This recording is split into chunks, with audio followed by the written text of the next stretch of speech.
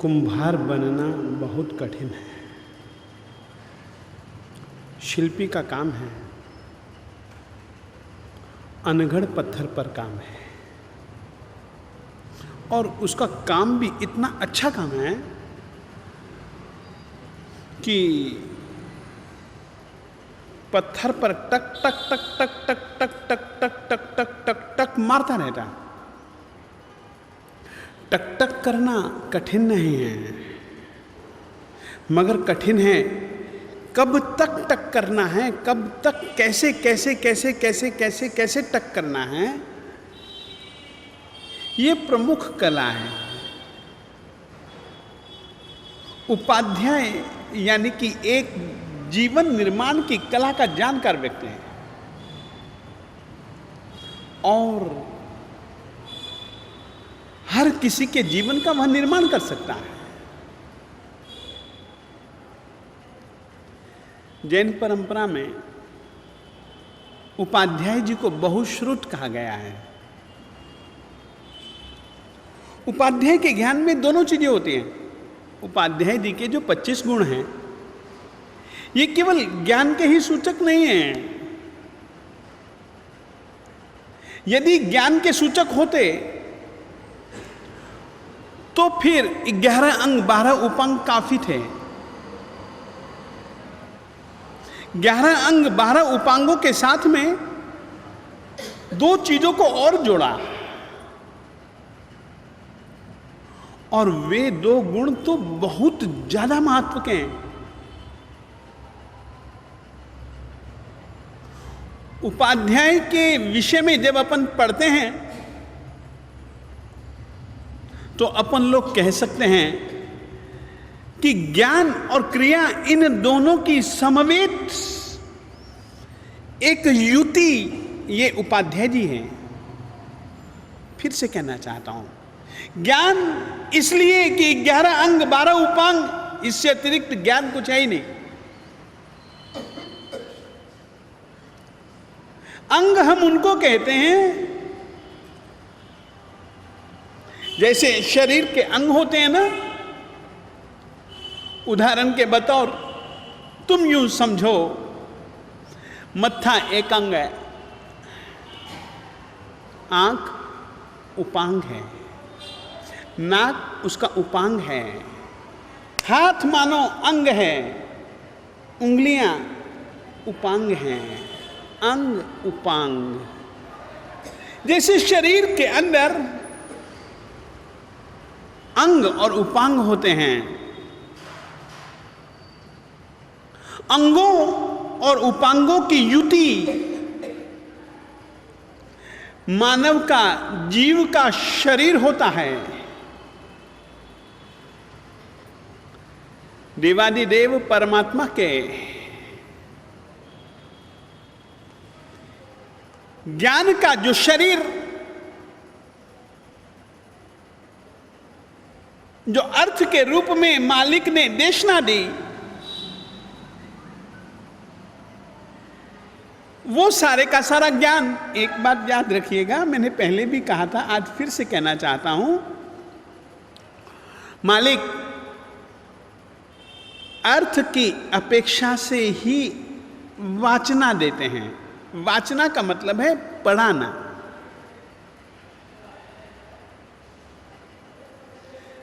मालिक ने स्वाध्याय के 5 वेद बतलाए हैं। उसमें से पहली चीज है वाचना, यानी कि बिल्कुल अनगढ़ पत्थर आता है और अनगढ़ पत्थर को वो पास में बिठाते हैं। अनगढ़ पत्थर को जैसे कि वो अपने पास में नई शिल्पी लाता, शिल्पी की तरह वो उस पत्थर को, अनगढ़ शिष्य को अपने पास में खींचकर लाता है, और पास में लाने के बाद में शिल्पी सीधा cut cut cut cut cut cut cut cut cut टक टक टक टक करना नहीं चालू कर देता। उसके पहले उसने उस पत्थर में से किस चीज का निर्माण करना है,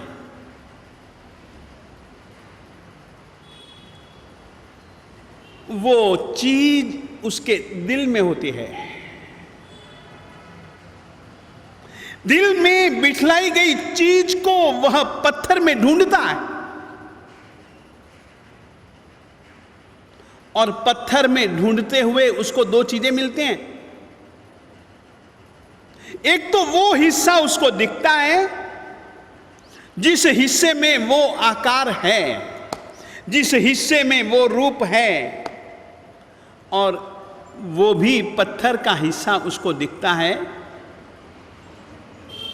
जो पत्थर उस रूप को बाहर प्रकटाने के लिए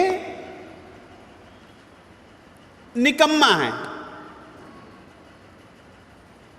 और वो और कुछ नहीं करता है। रूप जो छुपा हुआ है, जिस रूप को वह जागृत करना चाहता है, प्रकट करना चाहता है, उस रूप के अतिरिक्त जितने भी विभाग हैं उन सबको उखाड़ फेंकता है, दूर कर देता है। और जैसे ही उस हिस्से को वह दूर कर देता है तो फिर अंदर छुपा हुआ रूप बाहर दिखने लग जाता है। बिल्कुल ऐसा ही काम कुम्हार करता है। वो मिट्टी लाता है, खोदता है, जिस मिट्टी में उसको संभावना लगती है कि हाँ, इस मिट्टी में से मैं बहुत अच्छा घड़ा बना सकता हूं, मंगल कलश बना सकता हूं, उस मिट्टी को वह खोदता है, इकट्ठी करता है, लाता है, गूंदता है, पानी वानी डालता है, उसको तैयार करता है। कोई तैयार किया कराया उसको घड़ा नहीं मिलता है मेरे देवताओं। घड़ा तैयार करना पड़ता है, शिष्य को तैयार करना पड़ता है। घड़ा घड़ाया शिष्य नहीं मिलता है, और गढ़ने वाले का नाम है उपाध्याय। और उपाध्याय अद्भुत पात्र है जैन परंपरा में। उपाध्यायस्तु पाठकः। उपाध्याय शब्द का मतलब है पढ़ाने वाला, अध्यापक। और वह इतनी अच्छी मेहनत करता है, इतनी अच्छी मेहनत करता है, इतनी अच्छी मेहनत करता है, इसीलिए तो मेरे देवताओं उपाध्याय जी को लेकर के कहा जाता है, जो पत्थर को कमल बना दे, ऐसी एक परम मेहनत करने वाली शक्ति विभूति का नाम उपाध्याय है। पत्थर पर काम करना बहुत सरल है। मेरे गुरु जी महाराज विजय समुद्र सूरी जी महाराज साहब जी कहा करते थे, पत्थर पर काम करना सरल है, आसान है, परंतु एक जिंदे जागते आदमी पर काम करना बहुत कठिन है। पत्थर तो जड़ है, उसने कभी भी कोई भी शिकायत नहीं करनी, और आदमी थोड़ा सा पढ़ाना चालू करो, थोड़ी सी कुछ सच्ची सच्ची बातें कहना चालू करो, टूट जाएगा पत्थर तो।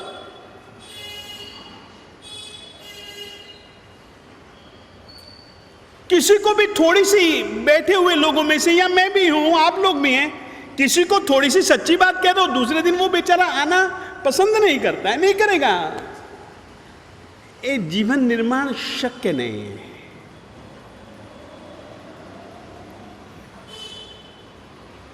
एक बात याद रखिएगा, पत्थर जो वही मूर्ति बन सकता है जो पत्थर सहता है। जो पत्थर टूट जाए, बिखर जाए, बिफर जाए,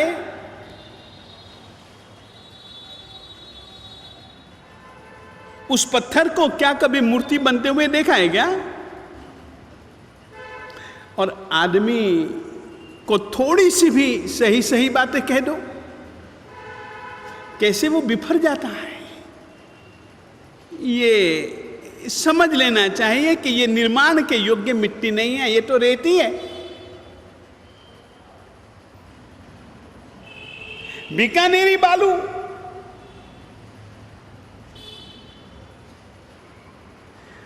बहुत है बीकानेरी बालू, पर घड़ा बनता है क्या उससे? नहीं बन सकता। वो तो कोई मिट्टी दूसरी होती है। हर पत्थर मूर्ति नहीं बनता है मेरे देवताओं। पत्थर पत्थर में भी बहुत भेद होते हैं। उपाध्याय जी महाराज, आचार्य के बाद में उपाध्याय जी का नंबर है। आचार्य भी शिक्षा देता है और उपाध्याय भी शिक्षा देता है। उपाध्याय जी के 25 गुणों का यदि अपन विचार करें तो बहुत पूर्णता के नजदीक पहुंचा हुआ और पूर्णता तक ले जाने वाला ऐसा पात्र का नाम उपाध्याय मेरे देवताओं। मालिक ने जो अर्थ श्रीमुख से बोला समझाने के लिए, और गणधरों ने उस अर्थ को गूंथ लिया शब्दों में,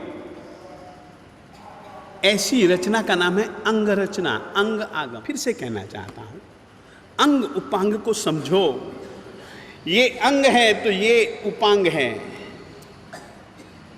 ये अंग है तो ये उपांग है। ये पर्व है, उंगली के जो पर्व है ये उंगली के उपांग हैं। ये उंगलियां जो ना हाथ के, ये उपांग हैं। मालिक के एक ज्ञान को दो रूपों में हम स्वीकारें। जो ज्ञान है मालिक के द्वारा दिया गया और गणधरों के द्वारा उसी अर्थ को ही शब्दों को सूत्र के रूप में प्रस्तुत किया, उसका नाम है अंग आगम। वो कितने हैं? 11। वो कितने हैं? 11 आचारांग, सूत्रकृतांग, स्थानांग, समवायांग, भगवती, ज्ञाता धर्म कथा, उपासक दशा, अंतकृत दशा, अनुत्तरोपपातिक दशा, प्रश्न व्याकरण और विपाक श्रुत। 11 अंग आगम है।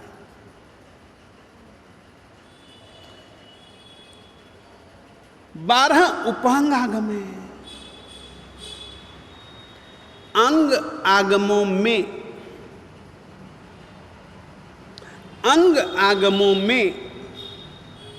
जो कही गई बातें हैं, उन बातों को थोड़ा सा और ज्यादा विशद और ज्यादा स्पष्ट और ज्यादा खोल करके बतलाना।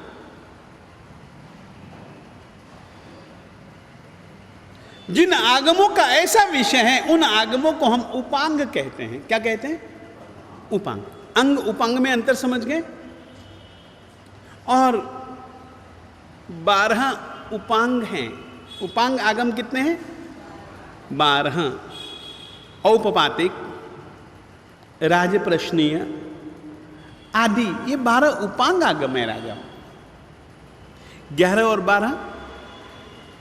एक बात याद रखिएगा, कोरा ज्ञान नहीं है उनके पास।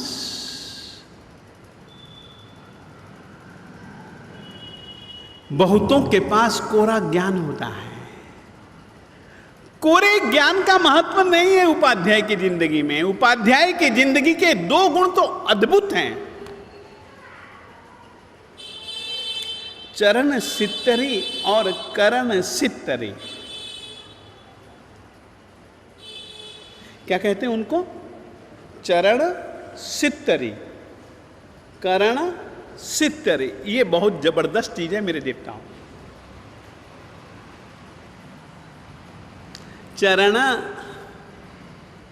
चारित्र। चरण का मतलब है चारित्र, करण, क्रिया।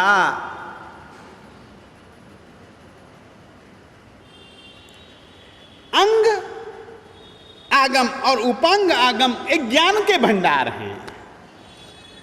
चरण सित्तरी, पहले सित्तरी शब्द समझो। चरण के साथ में भी सित्तरी शब्द है, करण के साथ में भी सित्तरी शब्द है। सित्तरी ये प्राकृत भाषा का शब्द है। हमारी पंजाबी भाषा में अपन शब्द है 70, अपने 60 ते 10 70, 70 यानी कि सित्तरी।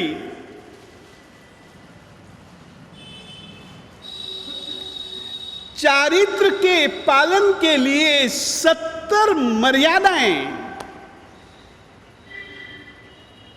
कितने? 60 और 10 70। चरण यानी कि चारित्र। यदि चारित्र पूर्वक जीना है तो 70 व्रतों का, 70 मर्यादाओं का आप लोगों को अवश्य में पालन करना पड़ेगा। 11 और 12 23, 23 और 1 चरण सित्तरी यानी कि चारित्र। अब देखो, तुमको मैं एक चीज समझाऊं, उस सिद्धांत को आप कैसे जिएंगे। फिर से बहुत अच्छी चीज है चरण सित्तरी, कर्ण सित्तरी।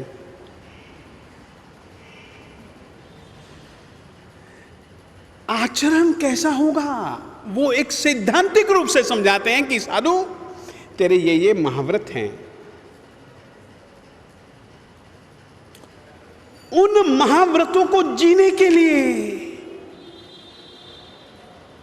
किस तरीके से चलना, किस तरीके से उठना, किस तरीके से बैठना, किस तरीके से प्रमार्जना करना, किस तरीके से मुंहपत्ती का उपयोग करना, चलते चलते कभी बोलना नहीं, चलो तो केवल पांव नहीं चलना चाहिए, जहां पर पांव रखना है वहां पर पहले नजर जानी चाहिए, और नजर ही नहीं, वहां पर सबसे पहले तुम्हारा दिल जाना चाहिए। गति से अतिरिक्त मन ना हो, ऐसी स्थिति का नाम है मेरे देवताओं क्रिया समिति। ये करण का हिस्सा। सोचो उपाध्याय की क्या स्थिति होगी मेरे देवताओं। हमारे शासन के मूलभूत, फिर से कहना चाहता हूं, धन्य धन्य है अपना जिन शासन।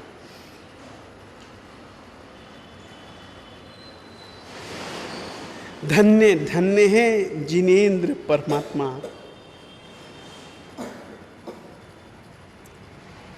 जिन्होंने केवल सिद्धांत ही नहीं बताए, सिद्धांतों के अनुरूप तुम्हारा व्यवहार कैसे होगा वो भी जिन्होंने सिखलाया मेरे देवताओं, वो हैं उपाध्याय। और जिनेंद्र परमात्मा ने उपाध्यायों का ऐसा स्वरूप वर्णित किया है। 25 गुण है, 11 अंग, 12 उपांग, यानी कि हर एक साधु महात्मा, आपको क्या कहूं, हमारा चरण का, चारित्र का एक दूसरा महाव्रत ले लो, सत्य बोलो। सत्य वचन कैसा होता है? किस वचन को सत्य वचन कहा जाता है, किस वचन को असत्य वचन कहा जाता है? मेरे देवताओं, ऐसे निर्वद्य सत्य वो वचन नहीं है जिससे कि किसी दूसरे का दिल दुख जाए।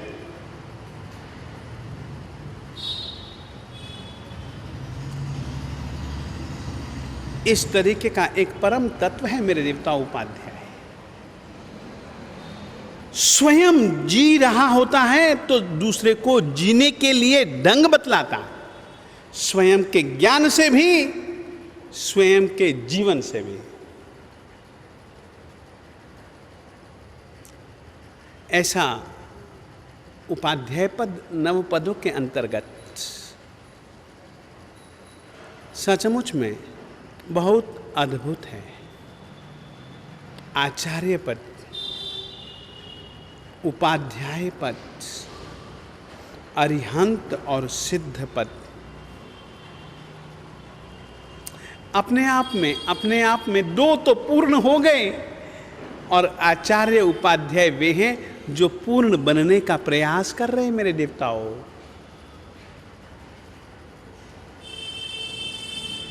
जीवन में कभी भी यदि पूर्ण बनना है तो पंच परमेष्ठी भगवंतों को कभी भी मत भूलना। ये हमारे जीवन के, हमारी आत्मा के लिए इस भव में ही नहीं, भवो भव में आदर्श आदर्श आदर्श बने रहें।